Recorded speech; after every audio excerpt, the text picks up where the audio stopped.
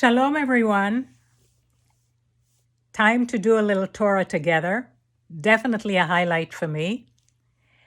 And so today we've arrived at a portion called Beha'alotcha. It's in the book of Numbers, which, by the way, in Hebrew is called Bamidbar, which has nothing to do with numbers. It means in the desert or in the wilderness. And that's what it's about. It's about continuation of the journey of our ancestors on their way to the promised land. And so, as is my own interest usually, when I see a portion, there's so many gems usually to pull out. Lessons, stories, commentaries. But the things that I get drawn to are what can we find in any given parsha, in any given portion, that is eminently useful and super current, even for today. In other words, something that would not have to have a connection to a time, a circumstance, a place, something that would have to do with just us as Jewish human persons. And there always is something, and that's, by the way, that's one of the things that makes Torah really the great sacred text that it is, that it is never loses its punch or its relevance. And so today, there are two human characteristics that I want to dwell on that show up in the portion of Beha'alotcha. In fact, I think I want to call one of them a characteristic or a trait, and the other one I want to call a quality. And so let's see what they are. Ultimately, they connect. So the first one is something that our traveling forefathers have shown to have a very big talent for. And that is, once again, there is a story about complaining. Yep, they've gotten good at this. They have gotten very good at complaining.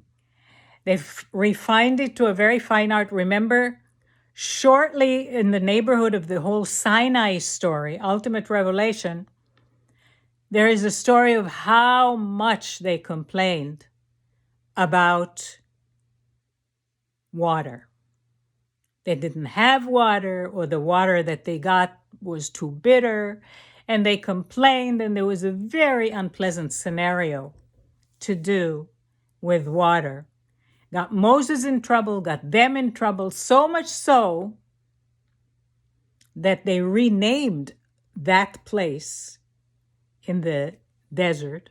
They renamed it to Mara, which means bitterness. So yes, we were good at that. So here we are now, Beha'alotcha, and we are told, of course, that their food requirements, by the way, another result of an extremely successful complaining campaign, their food requirements were fulfilled beautifully, miraculously, by manna from heaven. And the manna from heaven was quite legendary. And our rabbi, first of all, the Torah itself tells us that manna was very delicious. And our rabbis added to that by saying the secret of its deliciousness was that you could give it any flavor you wanted. It's pretty amazing, right? And there was always enough. It rained down every day, new, fresh, double amounts for Shabbat on Fridays. So, because they weren't supposed to do any work. So it was perfection, and it tasted great. And it sounds perfect, doesn't it? You'd think so. But guess what? Not long after manna became part of their life, they complained. We want real meat, they declared. asked the rabbis, if manna was so delicious, why did they want meat? What was it that wasn't good enough? As usual, when the rabbis ask questions, other rabbis have answers and stories and commentaries and versions and ideas for hundreds of years sometimes. But I was drawn to one commentary of one rabbi who must have had a very good understanding of human foibles. And he said, look, manna became their everyday thing. They got used to it. They took it for granted. It was enough. Yeah. But now they wanted something that was more than enough. They wanted more. Little light bulb lit up in my thinking and said, wait a minute, does that sound familiar? Gotta have more elaborate wedding, more elaborate bar mitzvah, more elaborate event. Want to follow the newest trend that I'm seeing the guys over there are doing. Want more. Want that new thing. Doesn't happen. Dissatisfaction. So right away you can see two things are happening. On the one hand, too much attention to what others may have, to what trends are being introduced. And if we don't have it, we want it. On the other hand, for that reason, we don't pay enough attention to actual needs where they may not be that enough thing. We become, sadly, a little bit egocentric. Our desires and our criteria get lost. We've all done it. And rabbinic commentary here reminds us that that is a human thing to happen. Our ancestors, they didn't need anything beyond manna. They really had all they needed. But they wanted meat now, the real thing. And therein lies one of the lessons that Behalotcha teaches us. It tells us to shift our thinking. Be grateful for what we have, for the enough that we are lucky to have.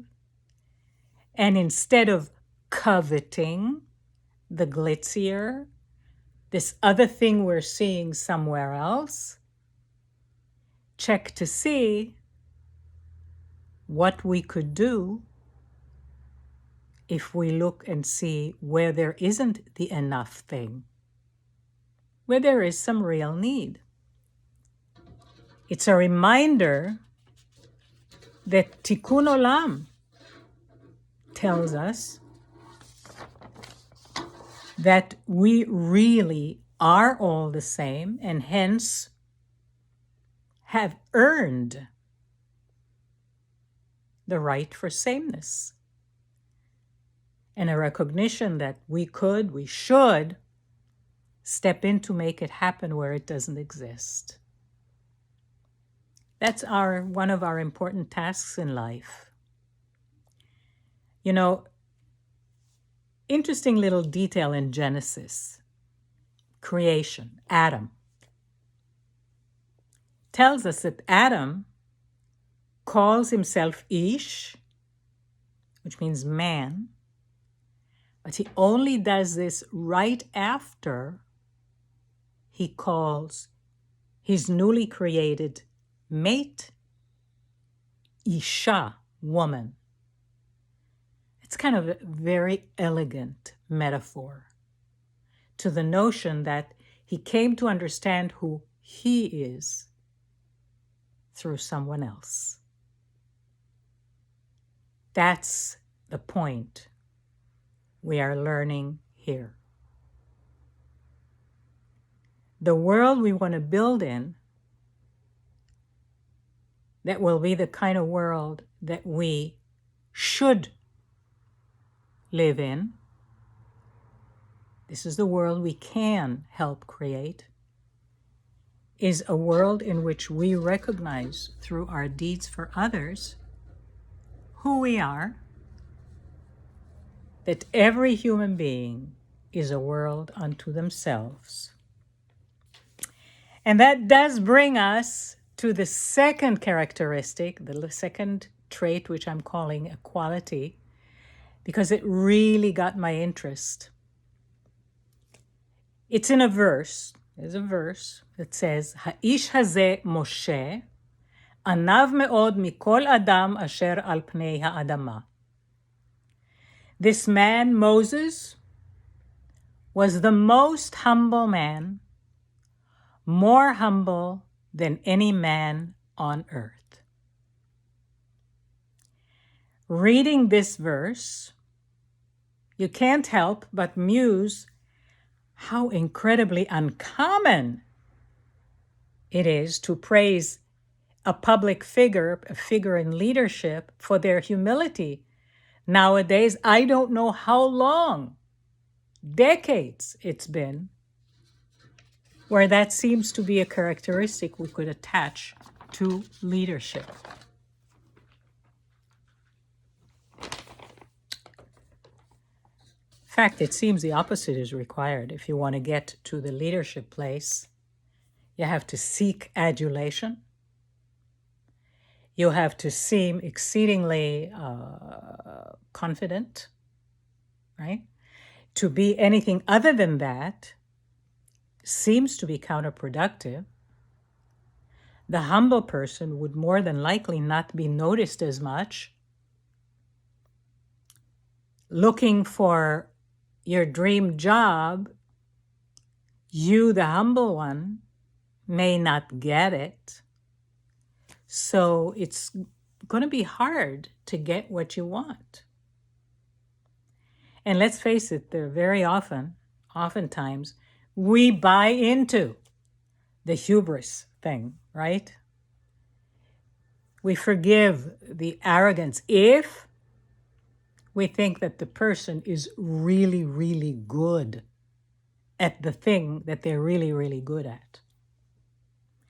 Now, our children do see that.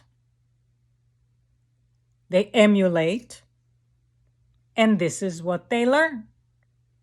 They love our favorite sports heroes. They love our favorite musical superstar. They love our favorite movie star, and on it goes.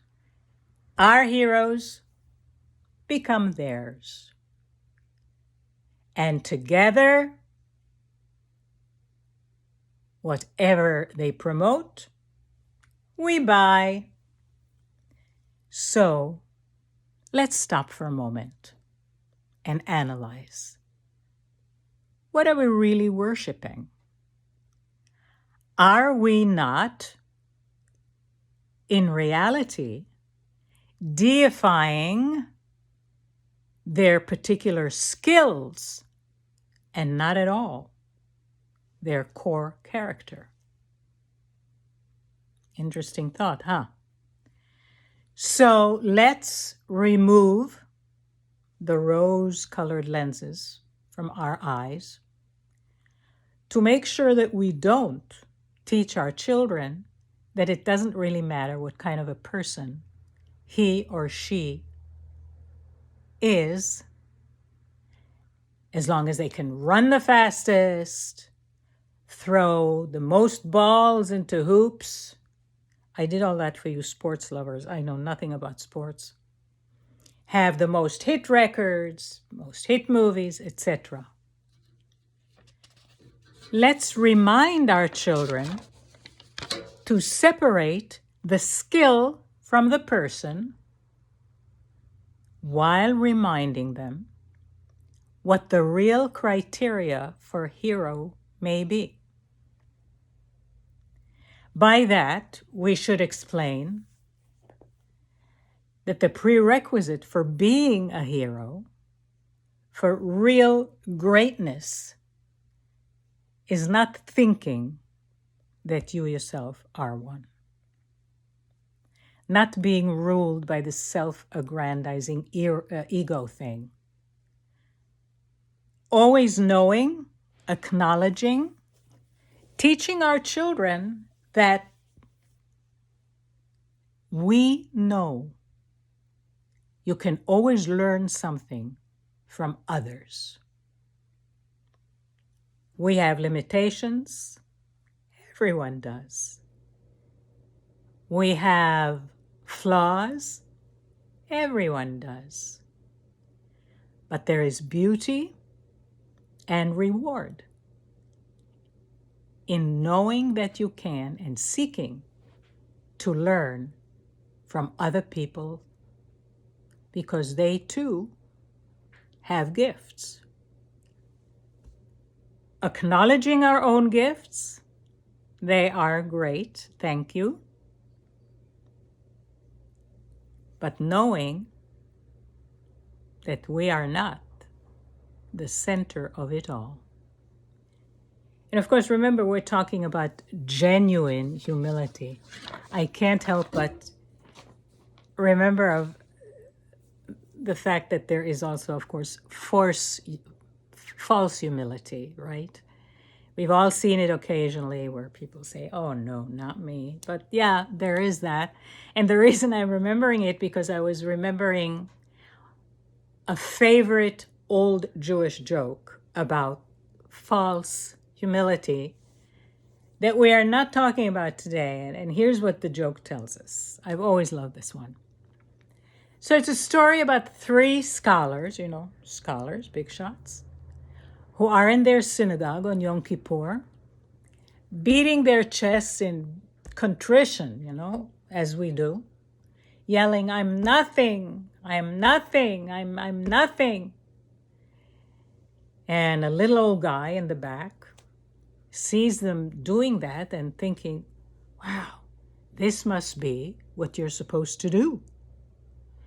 So he starts beating his chest, yelling, I'm nothing, I'm nothing, I'm nothing. One of the three scholars sees this, nudges the other two and says, ha! Look who thinks he's nothing. I like it. I've often wondered, why has humility kind of disappeared from today's society, or almost? Not mentioned much, not very sought after. I'm not really totally sure, but I'm thinking part of it is what we said earlier, that it doesn't get you what you want. But therein lies another lesson, and that is, upon reflection, what you get is much less important than what you are. What you get is often temporary. What you are remains with you forever.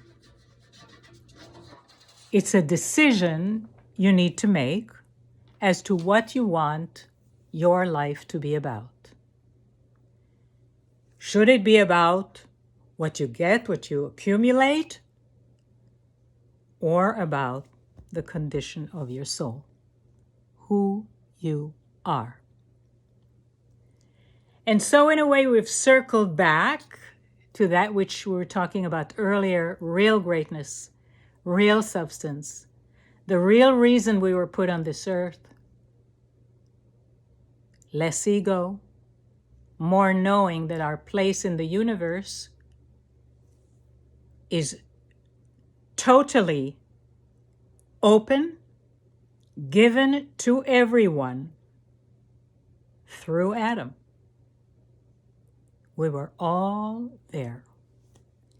That is why focusing on humility in today's Parsha is a very, very potent reminder that we should resurrect this wonderful value back into the teachings that we impart to our children, telling them, yes, you have gifts.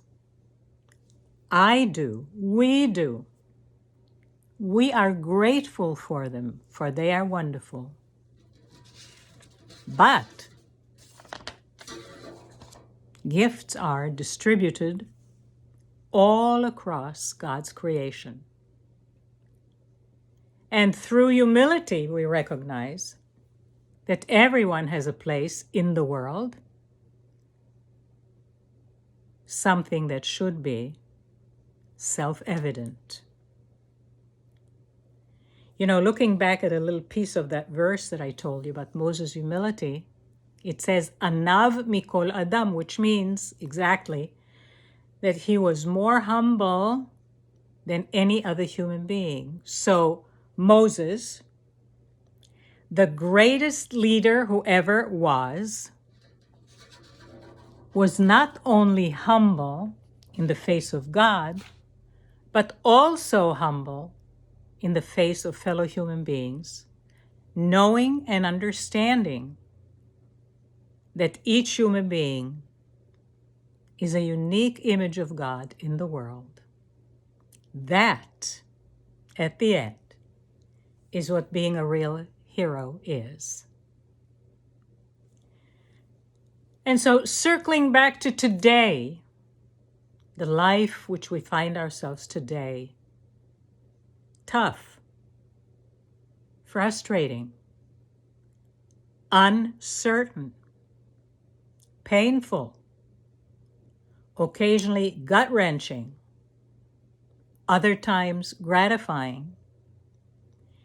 Nonetheless, we are given opportunities, large and small, noticeable as well as anonymous, to exercise the humility muscle, the tikkun olam muscle, to lead by example, no matter how modest, how small, to show that if nothing else, confinement of body will never be confinement of the soul. So let our soul embrace the special additional Shabbat soul that joins us this Shabbat, as it always does, with a fervent wish for and blessing of refuah shlema, perfect healing of body and of soul, and the ever ongoing yearning for, blessing for shalom, for peace. Oh, how we need them all right now. Blessings to all of you. Shabbat Shalom.